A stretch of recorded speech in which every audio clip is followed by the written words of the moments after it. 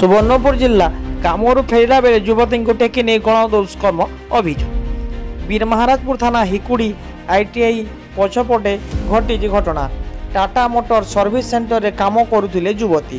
अभियोग पर पुलिस तनाघना जारी रही। दुई जन युवक को अटक रखी पचराउचरा करुछि पुलिस।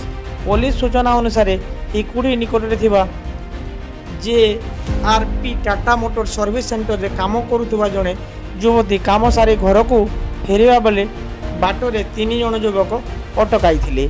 से मना करिबारु तांको मुहरे स्प्रे मारी जोर जबरदस्ती टेकी नहीं। निकटरे थिबा आईटीआई पछपटे गण दुष्कर्म करी अचेत अवस्था छाड़ी पलाई अभियोग होईची। युवती जनक चेता आसीबा परे घर को जाई सब कथा कही बेले परिवार लोके वीरमहाराजपुर थाना रे लिखित अभियोग करिसंती। अभियोग आधार पुलिस तनाघना करी किछि जन को पचरा उचरा करुवा जना पड़ी।